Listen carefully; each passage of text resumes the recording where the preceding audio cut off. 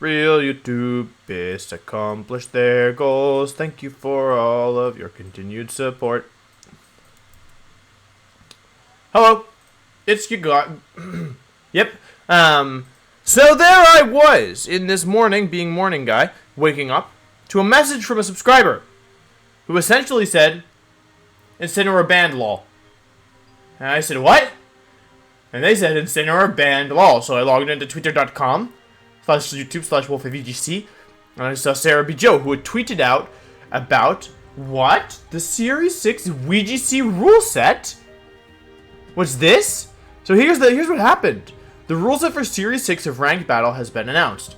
This rule set contains the addition of a ban list. Now, this is very, very, very unusual for VGC, and it's never had a proper ban list. Some Pokemon have been banned. That's true. Some Pokemon have been banned in the past, but it's always like Pokemon that fit a theme, right? It's never like, we hate Tyranitar, so we're gonna ban Tyranitar, right? It's always been something more along the lines of no mythical Pokemon, right? Or every restricted Pokemon is banned, or every Pokemon not in the regional Pokedex is banned. So a specific ban list of Pokemon that don't fit certain criteria is very unusual but very exciting for VGC. It opens up a lot of possibilities. Now, I personally don't have very strong opinions about the ban list. I've already seen some people talking about how this affects the metagame. A lot of people are talking about how they expect both Porygon Z and Urshifu to be very good as their main counters were removed. I believe it. I think those Pokemon could be good. And personally, I don't like playing against those Pokemon, so maybe I'll be less happy with the new format than the old one. But I still think the idea of a ban list is cool. Effectively, yeah, so Series 6 is going to introduce a ban list. And the Pokemon that are banned are going to be the top 10 most used Pokemon from Series 5 and Series 8 in July in both singles and doubles. So basically, if you're in the top 10 in doubles or the top 10 in singles as well, you're banned, kid. That's it. And it runs from September 1st to September 30th. No, sorry, until October 31st. Yeah, so series is changed every 2 months. So we have 2 months of this rule set. The Pokemon that are banned are, here we see them here, Venusaur. I mean, it makes a lot of sense why Venusaur is banned. Very, very, very powerful Pokemon, Sun Abuser, etc. Gyarados, this might be a singles one. It's not that good in doubles. It's definitely good, like solid mid-tier Pokemon, but not phenomenal by any means. Like, was really strong early format, fell off. This one I think is personally really funny. They didn't ban Dusclops, but Porygon 2 got hit here, which is just, it's very funny, in my opinion. Because Dusclops dominated the entire format. Porygon 2 was introduced for, what, one series? Popped in, like, was used, I guess, more than Dusclops, but yeah, like, used a little bit more than Dusclops, top 10, and then banned. And now Dusclops is going to be back on top. T-Tar and Torkoal are both banned. This is a big deal. Weather's been kind of a central theme of 2020. And to remove the two best setters in Tyranitar and Torkoal, sure, Alolan Ninetales isn't bad, not that Hail is any good, but Ninetales isn't a bad alternative as a Sun setter, but Torkoal really outshines it. It gives a lot of depth, in my opinion, to Sun teams by adding a Trick Room option. And Torkoal, just because of its stats and access to Eruption, it's a very strong Pokemon. So we even saw bulky Body Press Torkoal do well. We've seen Yawn Torkoal do well. Like we've seen, I think Assault Vest Torkoal had some play. Like it's a relatively versatile Pokemon. And it doesn't have to just click Eruption, but it's very good at the clicking Eruption button as well. So yeah, so that being removed in Tyranitar is one of the best, like, kind of like bull honky answers in the game. You have problems with Dragapult, Tyranitar could be good. You have problems with Porygon Z, Tyranitar, you know, it's just like, you have problems with Sun, Torkoal, Venusaur, Charizard, Tyranitar. The very good, like, because of its stats and ability and typing, it's just a good Pokemon. It's kind of like a bull honky answer, and so to remove that, you're moving a lot of the things that it needed to counter as well, namely Torkoal and Dragapult, but you're leaving Porygon Z in and some other Pokemon, which could be interesting. Hippowdon, I saw Eduardo tweeting about this, but yeah, Hippowdon didn't really do anything wrong.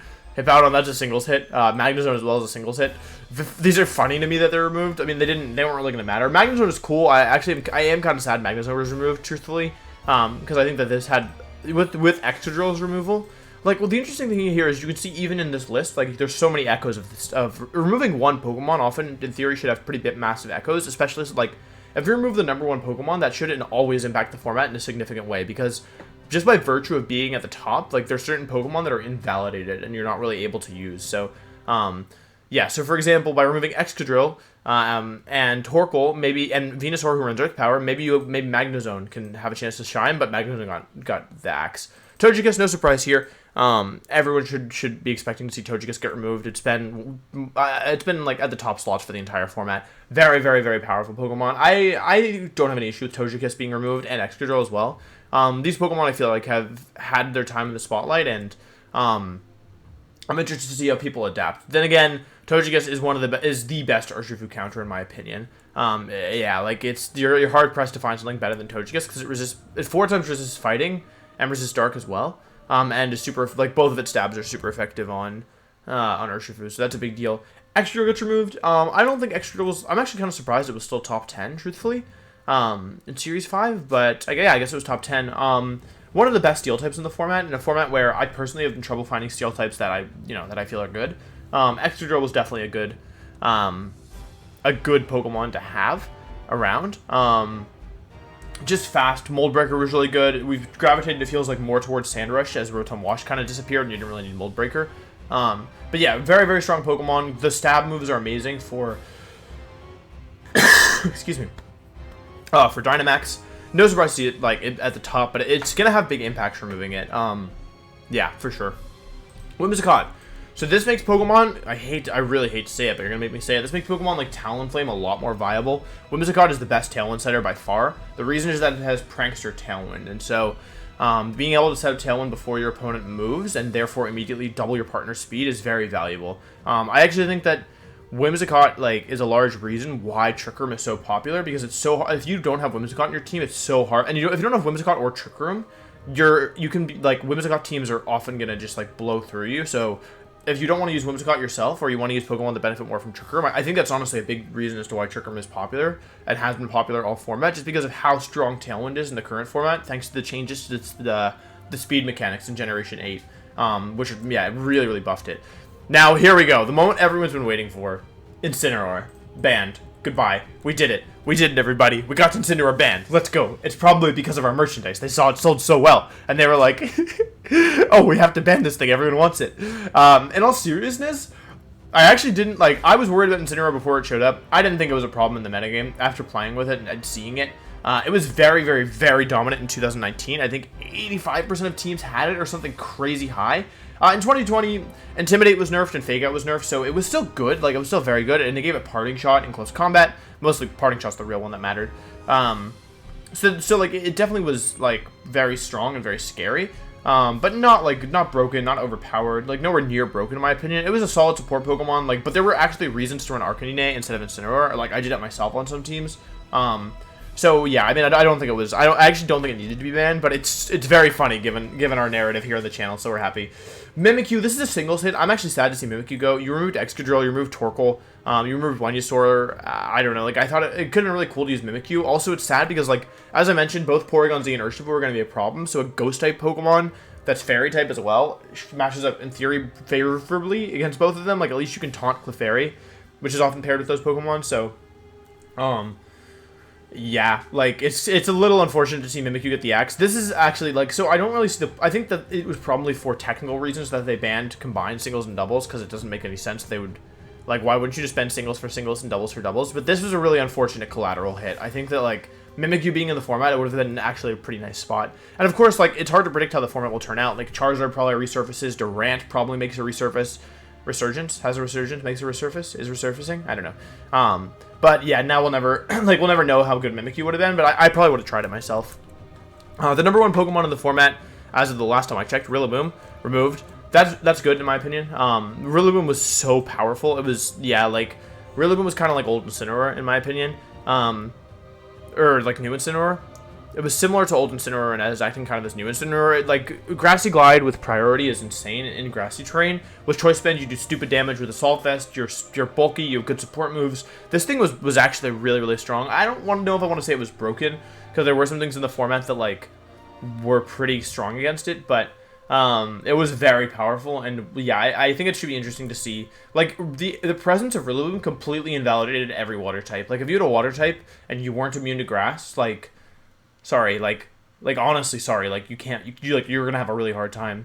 Like, Primarina vanished, for example, and because of Rillaboom, and I think it's gonna make a resurgence, because the format was hurting for good grass types, and with Venusaur and Rillaboom removed, I don't know, they gave us a Moongus, so maybe. Maybe that won't be bad. Cinderace gets removed. This thing, I'm honestly happy to see Cinderace go. I don't hate it. I don't have any like issues with it, but it's a tough Pokemon to play against. It's very offensive. It's very aggressive. I don't mind seeing it go. Just like fast Life Orb Protean, changing your type, maxing it. Like it's I don't know. I think it's. I'm excited to play a format without it, I guess is what I should say. Both Indeedee forms are gone now. I think this is interesting. This really works or hurts anything that wanted to use Eerie Impulse, and by that I mean Expanding Force. Yeah, anything that wanted to use Expanding Force is now severely nerfed, because you basically have to set up your own terrain somehow, which is unfortunate. But I didn't love Indeedee. Like, I don't know, I think Indeedee enabled some Bologna. I don't think it was like I would have been fine if Indeedee had dodged the cut, but I'm kind of happy to see it go, especially since we lost Rillaboom. Like, we would have had a really good terrain setter and no good counter terrain, because the other terrain setters are Pincurchin and Weezing, and those aren't really good Pokemon. So if you have one terrain setter and then like I think it's fine if you have two really good terrain setters, right? Or two or more, right? Because at least then you have the counterplay. But if you only had one of them, I think it could be kind of dangerous, because like setting up your terrain meant the only way for your opponent to override it was to use like Dynamax or some of the more like situational stuff like Steel Roller. Yeah. And then last but not least, we have Dragapant. Dragapant, again, something that's dominated the entire format. Really hard to deal with. A lot of diverse sets. And now it's gone. So I'm excited about that one. It was Dragapult invalidated Scarf Dracovish, actually, as I recall. Wait, and Venusaur invalidated Scarf Dracovish and I think I like these bands. And Rillaboom invalidated Scarf Dracovish. Did they remove all the Dracovish counters? Are people gonna have to use Gastrodon again to stop Dracovish? They removed Follow Me Togekiss? Oh, they gave us a Moongus. Okay, well, you should probably have a Moongus on your team, because otherwise... Well, okay, so there's kind of a couple big implications of this. I'm probably going to talk about it in a future video, because I don't want to just, like, speak without... Well, I always speak without thinking, but I want to, like, give it a little bit more thought. Well, you know, I want to spend a little more time sitting with the Pokemon that were removed, but my instinct says that, like... In theory, this should be a huge buff to Rain. Politoed and Kingdra both dodged the buff, or the cut, and Torkoal and Tyranitar are both gone now. So, in theory, Rain should be a very, very, very powerful archetype with its main weather counters just totally removed. So, I also was talking to my sub-Discord, but just as like a personal note, they removed all the Jolteon counters. Rillaboom and Dragapult especially are like the biggest Jolteon counters, and even Tyranitar can be hard depending on like when you're using it, and Venusaur as well because it outspeeds. So Jolteon's really good, so I'll probably be using that some more on stream. But yeah, I think that's all I have to say. Let me know what you think is going to be good, because like yeah, it's kind of unprecedented, so we're gonna have to figure it out together. But yeah, thanks for watching. I hope you enjoyed, and I'll see you next time. Goodbye.